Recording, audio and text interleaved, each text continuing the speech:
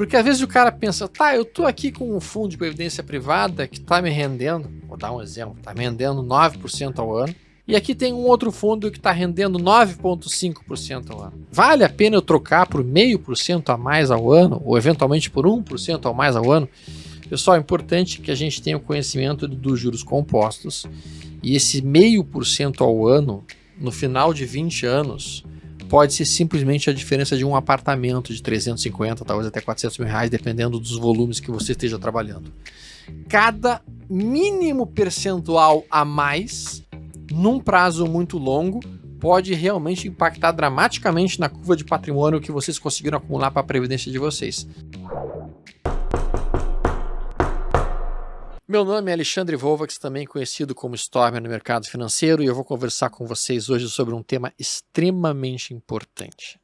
É um tema que poucas pessoas se interessam muito, mas, no meu entendimento, talvez uma das coisas mais importantes e imediatas que a pessoa tem que começar a produzir dentro da sua vida.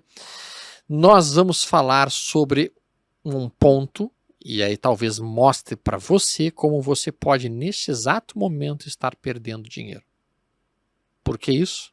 Bom, vamos falar sobre previdência privada? Vamos falar sobre previdência privada. E o problema e a questão principal, para que a gente possa conversar um pouquinho sobre isso, eu chamei aqui a Priscila, head da área de investimentos e de previdência privada da Liberta Investimentos. Oi Priscila, tudo bem? Como vai? Oi Stormer, tudo bem? Pessoal, prazer falar com vocês. Hoje o assunto ele é bem delicado, mas é interessante. Sim, vocês devem ter visto, talvez os amigos que estejam seguindo não tenham percebido, mas teve uma pesquisa da Nord que demonstrou que aproximadamente dos 50 maiores fundos de previdência privada do país, exatamente 40 deles têm uma rentabilidade abaixo do CDI. Entendam, isso é extremamente grave. Isso é extremamente grave. Mas a gente vai explicar por que isso é grave. E a gente vai explicar como que vocês podem fugir desse problema ou como vocês podem evitar esse problema. Por isso que é ideal que vocês sigam conosco até o fim. Priscila, por que é importante observar o CDI e verificar se o fundo que eu tenho em minha previdência privada está perdendo para o CDI? Então, Stormer, para chegar numa resposta para essa questão, a gente precisa primeiro pensar, né? CDI, que é o CDI, né? O CDI ele é um benchmark. Poxa, piorou, né? Benchmark, o que é um benchmark? Benchmark, ele é um índice de referência, tá? Ou seja, se você tem um índice de referência, geralmente a gente quer, né, superar esse índice de referência. O benchmark, no caso o CDI, tá? Ele se refere a uma taxa básica da economia. A gente pode considerar ali Selic, tá? Ou seja, se nós temos uma taxa básica da economia, tá? Essa taxa, ela vai nivelar o seguinte, poxa, vou te dar um exemplo, tá? Tesouro Selic, tá? LFT.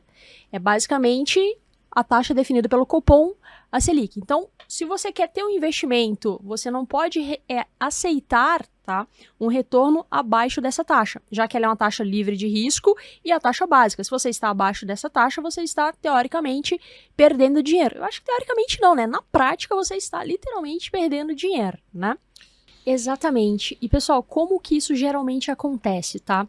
Previdência privada no Brasil, recentemente, ela passou por uma transformação significativa, tá? Uma flexibilização da legislação em relação à liberdade do gestor desses fundos sobre como alocar o capital, tá?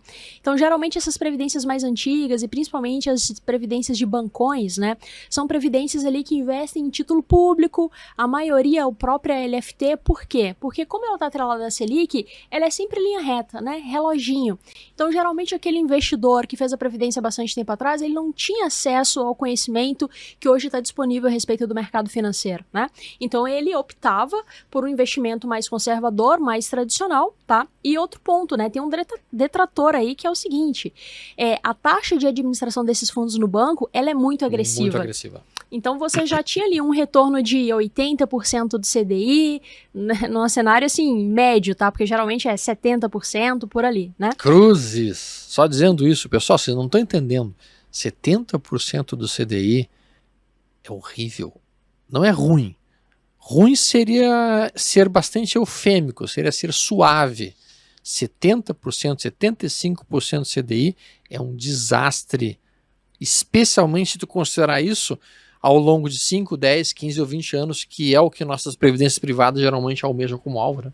Exatamente. Então, assim, além de você estar recebendo uma taxa básica, tu está recebendo apenas 75% dela, tá? E onde que vem uma solução ali para esse problema, que a gente poderia discutir, que a gente vai discutir aqui, né? Mas que eu gostaria de fazer essa provocação para vocês. Se você tem uma previdência privada, se essa previdência ela já existe ali há alguns anos, né? E preferencialmente, se ela já está em instituições mais tradicionais, é interessante tu dar uma olhada, pegar o teu extrato completo ali, identificar o nome desse fundo e pegar o quanto ele tem rendido, né? Tá, Priscila, então a gente já entendeu, pelo menos a gente já mostrou para as pessoas que estão nos ouvindo, que infelizmente grande parte dos fundos de previdência privada hoje do país estão perdendo para o CDI. Mas sabe o que é engraçado? Primeiro que já poucas pessoas têm previdência privada, por impressionante que pareça. Eu não consigo compreender como seres humanos normais no mundo de hoje acreditam que vão poder se beneficiar da aposentadoria do governo. Usar a nossa aposentadoria do governo. Cara, se tu tá confiando pro governo para realmente ter um pé de meia na aposentadoria, eu vou te dar a triste mensagem de que não é uma boa ideia depender do governo quando tu já é mais velho. Mas mesmo assim, tem gente que não tem previdência privada, e dentro do grupo das pessoas que têm previdência privada, muitas delas estão perdendo dinheiro porque estão com péssimos fundos. Como é que uma pessoa que está nos ouvindo em casa hoje pode localizar se o fundo dela é bom, ruim, médio ou horrível? Bem, não é uma atividade trivial, né? Por isso que eu acredito que boa parte do motivo de termos tantas pessoas em fundos ruins, tá? Mas se você tem essa previdência, o interessante é você procurar ou no app do teu banco, tá? Ou dentro do internet banking, né? Você também pode ligar para o número, né? Ligação ali antiga, né? Ligação, como os incas faziam, para a seguradora, tá? Da sua previdência. E ali você pede para eles o extrato completo. Eles podem te enviar por e-mail, podem te enviar também ali pelos correios, tá? Por que esse extrato? Porque no extrato tem exatamente o nome do teu fundo, o CNPJ do teu fundo e um histórico de rentabilidade dele. E olha só, eles facilitam ainda pra gente identificar, tá? Geralmente, nesse extrato tem um gráfico, né? Coisa simples ali, 2 linhas, a linha do benchmark e a linha do retorno do teu fundo, tá? E aí você vai comparar, poxa, o retorno mínimo do mercado tá X, e o meu fundo tá rendendo quanto acima disso, tá? Perfeito. Esses são os meios. Se você já tem um assessor de investimentos, o pessoal da Liberta, então pode eventualmente entrar em contato com ele e dizer, cara, olha só, eu tenho essa previdência privada aqui, ela é boa, ela não é boa? E aí o assessor vai pegar e poder olhar realmente o resultado observado, vai poder observar e perceber como estão os outros fundos, e você vai poder então trocar uma ideia para ver se vale a pena fazer uma eventual troca ou não. E é fácil fazer essa troca? A troca é muito fácil, porque, tá? Se você tem um fundo normal, tá? Fora da Previdência, se você quiser trocar, você precisa resgatar e realocar. Dentro da Previdência, existe um mecanismo chamado portabilidade, tá?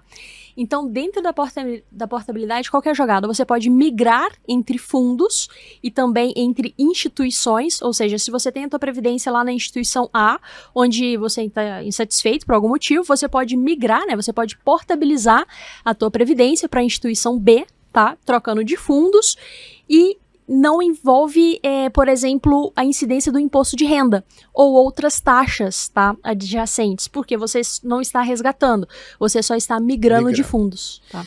Só que assim, ó, e é importante que o pessoal de casa, então, tenha isso também muito nítido, tá? Tá? Então, por exemplo, não é só trocar para um fundo do mesmo, da mesma estratégia, é você identificar se o teu investimento em previdência é aderente ao seu perfil, é aderente ao seu planejamento de longo prazo e se ele dialoga com o cenário local, cenário internacional, né? Então tem toda uma questão de curadoria, de cuidar do teu patrimônio para que você lá na frente possa realmente colher bons frutos, tá? Stormer, eu tô mostrando aqui pro pessoal, tá, uma plataforma, essa plataforma ela é aberta, qualquer pessoa pode acessar aqui, tá, xpi.com.br, vem em investimentos, previdência privada, lista de fundos, tá. Então aqui, pessoal, tem todos os fundos da XP Investimentos, tá, para a Previdência. Então, se você tem fundo em qualquer instituição aberta, basicamente bancos, você pode migrar, você pode trazer para um desses fundos aqui, seja o valor total da sua Previdência ou parcial dele, tá? Tem um ponto aqui que eu não posso deixar de mencionar, que é a questão do risco, tá? Isso aqui é muito interessante, pessoal, porque se você é um investidor conservador, se você não é um trader lá, acostumado ali com os métodos do Stormer, dificilmente você vai ficar contente, né? Vai ter aquele frio na barriga ali com o fundo de ações, né? O que tu acha, Stormer, dessa questão? Eu acho que, sem dúvida alguma, quando a gente bota ali de risco, a gente tem que considerar muito essa questão, já que é realmente a caixa destinada para nossa previdência, a gente quer que ela se exponha à menor volatilidade possível, ao menor risco possível. Então a gente não vai querer realmente uma exposição muito exagerada ao risco, pelo menos não nesta caixa. A gente vai trabalhar o nosso risco naquilo que a gente consegue diretamente interferir, e não aqui, né, especificamente. Perfeitamente. Então aqui a gente pode escolher, tá? A questão da estratégia, tá? Então é bem interessante. Poxa, eu quero, suponhamos, tá? Eu tenho, para ficar redondo aqui o valor, tenho 100 mil em previdência, tá? Eu quero colocar um percentual em renda fixa pós, né? Ou seja, eu quero que uma parcela da minha carteira de previdência acompanhe o movimento da taxa Selic, né? Ao mesmo tempo em que, dada a questão do mercado no Brasil, né, a questão dos ciclos econômicos, eu também quero ter um percentual ali em pré-inflação, tá? E por que não terceirizar um percentual para um time de economistas macro para fazer a gestão ali dentro de um multimercado? Tá? E dependendo ali do perfil, dá para botar um pezinho ali no ARV, né? Então essa carteira, o ideal é você construir uma carteira de previdência para que ela consiga navegar entre os ciclos econômicos, né? E qual que é a chave do castelo aqui, pessoal? É que quando você consolida um portfólio forte, tá? A gente deixa de olhar para o retorno de um único ativo, que é o que a maior parte dos investidores faz hoje. Poxa, eu só tenho o retorno de um fundo de previdência que eu tenho no banco. Quando a gente faz uma carteira, o que passa a importar é o retorno médio dessa carteira, né? Então, por exemplo, se a Selic está subindo ou se a inflação tá subindo ou está caindo, se a sua carteira é bem montada, o impacto nos seus investimentos ele é baixo, né? Porque a gente conseguiu um equilíbrio entre esses ativos, né? Por isso a importância de você conversar um pouco com isso com o seu assessor de investimentos, acompanhar geralmente aqui o nosso material, que a gente vai te ajudar, né, a construir o teu patrimônio no longo prazo totalmente aderente com a realidade, né? E quais seriam as vantagens de ter essa carteira montada assim, sabe, Priscila? Porque o cara pode pensar, tá, ao invés de eu comprar esses planos de previdência todos os meses, ou mesmo, digamos assim, fazer uma aplicação mínima todos os meses, eu poderia botar em um outro tipo de investimento. Qual que é a principal vantagem que tu vê nesse tipo de contratação? Olha, tem algumas, tá? Eu posso te dizer que uma que impacta bastante no retorno de longo prazo é a questão do imposto. Imposto, né? Tá. No fundo de investimento normal, você vai ter o come cotas, tá? Se você optar por uma carteira de ações, você eventualmente vai precisar fazer um ajuste dessa carteira, você também tem um imposto, né? Na Previdência, o imposto, ele é somente no resgate, é lá no final, tá? Sim. Então você consegue fazer todo o rebalanceamento ao longo dos seus 10, 15 anos de Previdência, sem ter ali 15, 20% do imposto, tá? Essa é uma baita vantagem, né? E quando a pessoa vai escolher esses diferentes fundos, e essa é sempre uma grande dificuldade que todo mundo tem, né? Pelo menos eu tenho.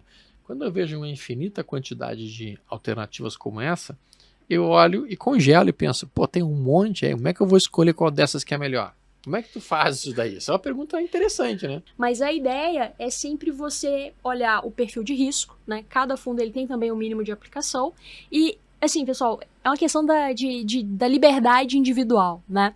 E isso aqui no longo prazo faz muita diferença. Clica aqui na setinha, tá? No caso do Vinland aqui, que eu selecionei aleatoriamente, vem em detalhes, tá? E aí você vem aqui, ó, informações adicionais, tá? E aí tu lê o material de divulgação do fundo, né? Para você entender em que esse fundo investe, quais são ali os mercados em que teu capital está exposto, você se sente confortável com isso, né? E é muito importante que você sempre revisite a sua carteira, né? É um eterno namoro ali com a tua carteira. Poxa, deixa eu ver se esse fundo ainda está interessante, ainda faz sentido para o meu perfil? Sim ou não, né? Então, revisite sempre, tá? E se você quiser um pouquinho a mais, assim, ó, colocar as duas mãos na tua liberdade financeira, poxa, o nome desse fundo aqui é Vinland, né? A gente pode, vou até pegar o caso ali do Ibiúna Asset aqui, que aí você vai procurar o quê? O próprio site da gestora. Aqui, olha, é a dica matadora, tá? Você entra no site da gestora, vai ali em fundos, tá? E aí você pode, por exemplo, macro aqui, e aí você vai conhecer o diferencial, vai pegar um fundo aqui da gestora, que ó, esse aleatoriamente aqui, tu vai entender como é que funciona o relatório mensal, tudo mais a respeito desse fundo. Benchmark. Tá? E o principal, pessoal, é você entender quem está cuidando do teu dinheiro, né? Isso é muito importante. Poxa, será que essa equipe aqui, o Quem Somos, são pessoas que já têm experiência no mercado? Quem é essa asset? Tá? Isso é muito importante. E não é você fez isso uma vez e deixou. Não, vamos revisitar, vamos ver o que está acontecendo, né? Volta um pouquinho para aquela parte lá do site da XP, que tem uma parte também importante ali, que aparece a taxa de administração de cada um deles. De cada um dos diferentes fundos. Às vezes a pessoa pode olhar uma taxa de administração de, vamos lá, de 2% e comparar com aquela taxa de administração de 0,5%. Tu vê que no XP Crédito Estruturado é 0,5%, enquanto que na SPX Lancer é de 2%. E aí o cara pode se perguntar, tá, mas eu não vou querer pagar 2% de taxa de administração, prefiro pagar 0,5%. Em alguns momentos, mais vale a pena pagar uma taxa de administração maior, se o resultado que aquele gestor entrega é um resultado muito superior ao das taxas menores. Então a gente tem que sempre fazer essa comparação. Sim, a gente quer taxas de administrações baixas, óbvio que queremos, mas ao mesmo tempo queremos também uma boa rentabilidade. A gente tem que comparar as duas coisas sempre em conjunto, né, Priscila? A gente geralmente tem que olhar não apenas a rentabilidade atual, mas a rentabilidade que foi observada nos últimos 6, 10, 12, 15, o máximo de tempo possível, para ver se essa rentabilidade, se ela é constante, se é uma gestão adequada, ou se é algo que foi pontual, se é algo que veio construindo ao longo do tempo, quem são os gestores, qual é a história do asset, para que realmente a gente tenha uma tranquilidade de que nós estamos colocando o nosso dinheiro não na mão de aventureiros, porque às vezes um aventureiro pode fazer um resultado fantástico em um ano, que ele consiga 50% até num ano, porque ele enfiou todo o dinheiro que podia numa única ação, coisa que seria um completo absurdo do ponto de gestão, mas se deu muito bem, e aí todo mundo acha que aquilo é a melhor coisa do mundo, e de fato não é. Exatamente. Então, esse ponto que eu queria meio que dissecar um pouquinho contigo, assim, né? De quanto em quanto tempo você acha que a pessoa teria que dar uma olhada para ver como é que está andando o fundo dele? Ou ele pode discutir com o assessor dele de quanto em quanto tempo, mais ou menos? Porque também não é trocar todo dia, né? Senão o cara começa uma semana, ele bota num, aí depois na semana muda para outra, depois na outra. De quanto em quanto tempo tu acha? Então, esse é um assunto bem interessante, ele gera uma polêmica, né? O investidor, ele pode ficar incomodado, principalmente o investidor que ele tá há pouco tempo no mercado. Ele olha o fundo, vê a cota e fala, pô, uma semana tá oscilando para baixo, 2 semanas... Pessoal, faz parte, porque se ele é um fundo multimercado que tem um percentual de alocação maior em bolsa e a bolsa está oscilando, é normal, é natural o fundo render de forma negativa, ok? Então, a perspectiva para você analisar o teu fundo é, por exemplo, poxa, eu coloquei esses 3 fundos, né? O meu perfil ainda continua o mesmo? Continuo com o mesmo objetivo? Meu mesmo propósito? Sim, perfeito. Então eu vou olhar se esse fundo escolhido para me levar de A a B continua sendo a melhor aposta, digamos assim. Aí você vai abrir sempre, olha a carta do gestor, lá na carta do gestor ele vai te dizer, nós atribuímos esse resultado positivo ou negativo a determinado fator de mercado. Né? E ele vai dizer qual é a expectativa para os meses seguintes. Então, se você conseguir, poxa, uma vez no mês, tira ali meia hora, dá uma lida, né? Vê se ele está conseguindo superar digamos assim, essas intercorrências, tá? E agora eu vou dar para vocês uma dica aqui, que especialistas já de anos no mercado falam. Se ele é um fundo de ações, né, e principalmente se ele tem um viés fundamentalista, o ideal, tá, é você confiar, escolher a casa, assim, o dever de casa, escolhi a casa, escolhi o gestor, essa é a estratégia, é de 3 anos. Tá? Porque se ele está comprado em ações de boas teses, de crescimento, ele dificilmente vai vender isso numa volatilidade de mercado. Sim. Exatamente. Então vai depender muito, naturalmente, de qual tipo de fundo que está trabalhando. Mas quando a gente fala de fundos de ações, é um horizonte de tempo no mínimo de 3 em 3 anos. Tá? Em outros, a gente até pode pensar uma vez por ano, eventualmente uma vez a cada 1 ano e meio, mas no mínimo, eu diria, esse período de tempo. Exato. Agora tem outro ponto, tá, Stormer? Vamos supor, poxa, o cliente alocou há 1 ano atrás, juros subindo. Vou capturar esse movimento naturalmente, claro. Vou alocar no fundo pós-fixado, que me entrega uns 120 da taxa. Legal. Inverteu política monetária. Agora o Banco Central está começando, o Copom, começando a cortar juros. Tu não vai continuar nesse fundo, porque ele segue Selic e ele vai te dar um rendimento decrescente. Então faz sentido você, deixa eu rever minha estratégia. Ou você reduz a exposição nesse ativo, né? Ou você realoca em outra classe. Poxa. Tá, mas digamos que eu tenha colocado lá, quando a taxa de juros estava começando a subir, e eu coloquei, então, naquele tipo de fundo que se beneficiaria disso. E agora eu estou percebendo que a taxa de juros está chegando próximo de um limiar máximo, que não vai conseguir muito mais do que isso, que talvez dê uma recuada. Nesse caso, eu estou pensando em uma taxa de juros com recuada, qual que seria o tipo de fundo que eu teria que olhar com um pouco mais de atenção? Olha, se você já é um pouquinho mais experiente no mercado, tá? Dá até para você conversar com o teu assessor sobre isso, mas se a gente pensar pelos fundos de... Você pode colocar um percentual maior em bolsa, porque se a gente for comparar os dois juros, eles são inversamente proporcionais, né? Sim. Desempenho. Agora, tem uma espécie de operação que você pode fazer tanto na renda fixa e você pode tentar fazer isso nos fundos de renda fixa, que seria fazer uma alocação em um fundo que tem um viés de juros ativo, por exemplo, um fundo pré-fixado, tá? Ou um fundo que investe em inflação. Porque esses fundos, suponhamos, a taxa de juros está 11, o fundo foi lá e carregou, comprou a 11. Juros está caindo, e se o juros futuro também cai para 9, ele está colocando ágio. Então, todo dia que o administrador vai lá e precifica aquilo, a cota vem gordinha e você realmente está feliz. Sim. Pessoal, é um tema interessantíssimo, né? Quando a gente começa a pensar um pouquinho mais sobre isso, e especialmente percebendo que 40 dos 50 maiores fundos de previdência estão perdendo para o CDI. Isso é importantíssimo, porque é muito provável que você que esteja me ouvindo agora esteja com a sua previdência privada em um desses fundos que está performando mal. Se esse for o caso, você precisar da ajuda, o pessoal da Liberta aqui está disponível para realmente ajudá-los. Vocês podem entrar em contato, conversar com eles, buscar mais informações e aprender um pouquinho mais, porque não tem graça nenhuma tu tá guardando dinheiro e na verdade teu dinheiro está rendendo menos do que uma inflação ou está subrendendo. Aí tu vai ter que trabalhar muito mais para poder se aposentar um pouquinho mais dignamente, né, Priscila? Exatamente. Então, imagina que o tempo que você deixou ali, vou deixar minha previdência de lado, eu tô focado em outros pontos, né? São muitos ali, quando tu coloca isso em perspectiva de juros compostos e previdência é um investimento que tu vai retirar aos 60, 65 anos, assim, olha, é um estrago, né? No ano é 7%, mas assim, quando tu coloca isso e projeta, realmente faz muita diferença, né? Previdência é algo que a longo prazo mas você precisa revisitar com frequência. Com frequência. Eu quero agradecer muito a tua presença aqui conosco, Priscila. Quero agradecer também a audiência de todos. Não se esqueçam de dar um like. Não se esqueçam de compartilhar com os amigos de vocês, especialmente com as pessoas que vocês gostam, porque este é um tema importantíssimo para a qualidade de vida delas no futuro. E sigam a gente no Instagram e no YouTube. Não se esqueça de colocar o sininho ali para serem avisados de todos os vídeos que a gente fizer. Priscila, eu vou te convidar novamente outras vezes para a gente conversar um pouquinho mais.